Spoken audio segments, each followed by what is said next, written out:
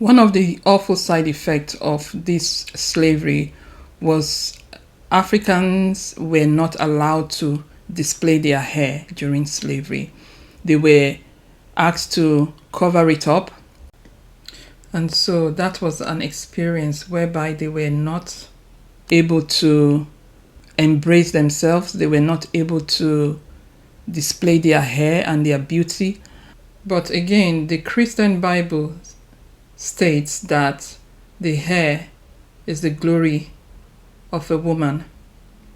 So can you imagine not being able to display your glory just because your hair texture is different?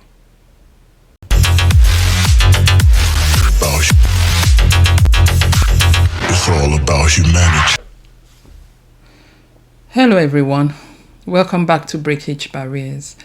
If this is your first time of tuning in, my name is Blessing. You can call me Lady B. What I do here is talk about culture and human habits. Stay tuned. Hair. No, not just hair. African people's hair. African hair. This is a question that I grew up with. Mom, I used to ask, why can't I just leave my hair the way it is? I love it. No, she would say, you have to straighten it.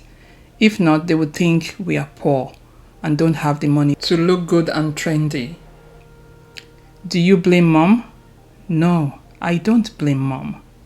Not at all, because she's also a victim of circumstance, a victim of the side effect of slavery, which has boiled down to the culture of how people in that society lived or cared to embrace their hair. It's no news that Africa went through slavery, an awful experience for the people of Africa. Thank goodness slavery is over. But guess what? The side effect of slavery is still on, and Africans are still trying to overcome it, to overcome the mental abuse that has been passed on from generation to generation on end. One of the awful side effects of this slavery was Africans were not allowed to display their hair during slavery. They were asked to cover it up. And so that was an experience whereby they were not able to embrace themselves. They were not able to display their hair and their beauty. But again, the Christian Bible states that the hair is the glory of a woman. So can you imagine not being able to display your glory just because your hair texture is different? Thereby, after slavery, African people had to start all over again, trying to know who they are, their history, what their hair represents, since they have been taught not to display their hair but to hide it. One thing I recently found out is that in pre-colonization, African hair, every style of an African hair had a meaning, was meaningful. In that, if you style your hair a certain way, there's a meaning to it. For example, people from nations like Yoruba, Mende, and Wolof used it to communicate things such as ranking, religion, wealth, ethnic identity, as well as marital status. Even after slavery ended, some Africans still tried their best to embrace their hair, but whenever they did that, they were always discriminated against because of their hair. Especially in some certain professions and careers, discrimination against African hair was the normative, and in some cases labeled in society as not acceptable. So Africans actually had to struggle with being accepted due to their hair. So what most Africans resolved to doing was like, okay, if you're not ready to accept me because of my hair, I'll then straighten it up. So it was like a case of, if you can't beat them, you join them. Africans started straightening their hair, buying false hair, buying wigs and human hair and lace frontals, which is still in trend today and is either sewn in or worn on the head.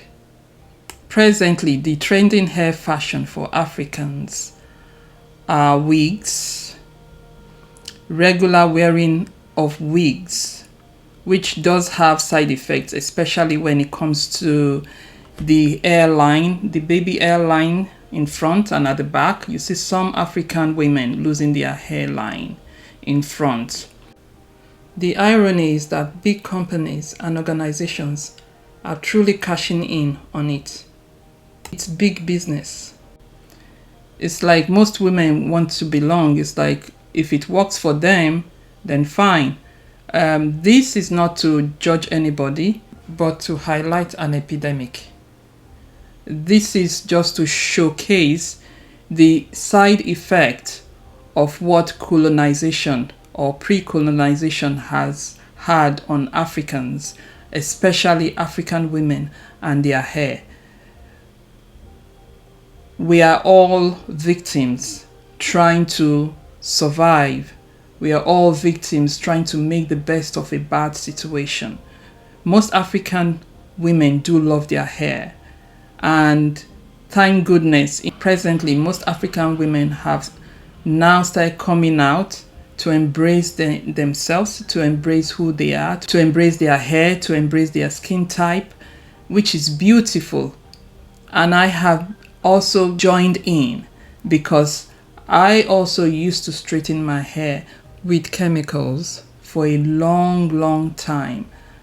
But deep down in my heart, I knew that was not what I wanted. And so 2 years now, I have chosen to embrace my hair. And I'm really loving it, because the African hair is not as bad as some people make it out to be. This is the same hair that has been called different types of demeaning names, such as kinky, nappy, and dreadful as in dreadlocks, and so on. Neither is it any of those names but coily. African hair is simply coily hair in different textures. But this is going to be a video for another day. So African women, know your hair type. You have got coily hair. Your hair is not kinky. Your hair is not nappy. Your hair is not bad. Your hair is very beautiful, bold, diverse. It can be braided. It can be straightened. It can be weaved, single plaited, however you want it to be. It's an absolute unique hair. Contrary to common beliefs, an African hair is easier to manage than thought. It was previously the understanding that an African hair is so nappy, it's not easy to manage. No, that's not true. An African hair, it's very easy to manage. All you need to do is understand your hair type and how it works and what works for you. Get the right products and get in there, and you see the beauty flourish. So it's an amazing turnaround to see people in power. And when I say people in power, people in high position like Lupita Nyong'o displaying her natural, beautiful hair. Even if it's wig, at least it still represents the African hair, showing the beauty an African hair consists of. So you go, girl, Lupita Nyong'o. You're doing us proud. We are truly proud of you. And same goes with all African women out there embracing their natural self, embracing their natural hair. You're all doing us proud. In conclusion, African hair is easy to manage. African hair is beautiful. African hair is affordable to manage. And African hair mirrors the true you. So exhibit the true you and let the world see the true you. Thank you for watching. See you next time. Take care. Bye.